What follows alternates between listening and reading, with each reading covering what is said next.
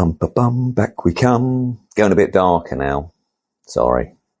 The light was too much, so I had to go a bit darker. So this time round we're going to do Silence of the Lambs, one of the greatest psychological horror films of all time, I think. 1991, directed by Jonathan Demme, starring Anthony Hopkins, nearly said Perkins then, Anthony Hopkins and Jodie Foster. The story based about an FBI cadet who has to use an incarcerated cannibal killer to help her profile and catch a new serial killer who is going around skinning women, called Buffalo Bill. The book was originally written by Thomas Harris in 1988, which was a sequel to his 1981 book Red Dragon, which was subsequently made into a film later on with Ralph Fiennes, if memory serves. Originally, so apparently the studio wanted to consider the title weird and confusing, but Jonathan Demme and Anthony Hopkins both fought tooth and nail to keep the title The Silence of the Lambs because they thought it basically represented the core of the film, which is all about childhood trauma and protecting of the innocent, which is a theme throughout the film.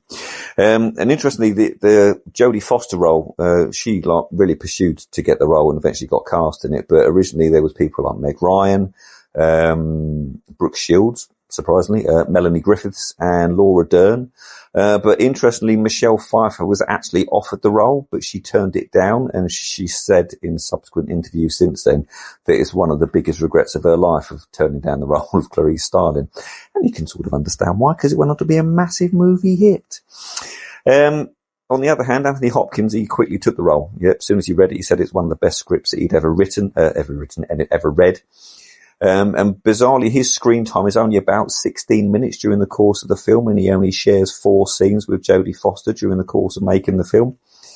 The killer Buffalo Bill that they're trying to track was a combination that Thomas Harris used. It was a combination of like Ed Gein, Ted Bundy, and a guy called, I've written it down, Gary Hidnick. I don't know Gary Hidnick, so I'd have to investigate what he did, but obviously nothing very polite. And they had a real FBI profiler on the film as a technical consultant. A guy called John E. Douglas was the technical consultant on the film. And sort of props throughout the film, you see the moth cocoon that Clarice takes out of a girl's throat during an autopsy of one of the victims, little cocoon shell. And that was made of candy, apparently, which is lovely. Well, it tastes a lot better than a cocoon shell. Budget-wise, the film was made for $19 million and globally went on to take over $273 million worldwide. And it still remains the only horror film, I use the horror film term loosely, obviously, because it's a psychological horror, the only horror film to still win the Best Picture Oscar. And of course it did win the Big Five, so it won Best Picture, Best Director, Best Actor, Best Actress, and Best Adapted Screenplay. So it did sort of like sweep the board when it was at the Oscars back in the 90s. And it's influenced serial killer genre since then, and makes people more interested in sort of studying serial killers and criminal psychology. Fabulous film. If you haven't seen it, where have you been? Bizarrely, my daughter Ray went to the cinema last night to actually watch it because they re-showed it, because we're running obviously Oscar season with the Oscars coming up on the 15th of March. And Silence of the Lambs is one of the greatest films that's been at the Oscars and won lots of awards. So if you haven't seen it, sort yourself out, go and watch the film. It is a solid 9 out of 10 all day long. Absolutely brilliant film. Go and watch it if you can find it anywhere.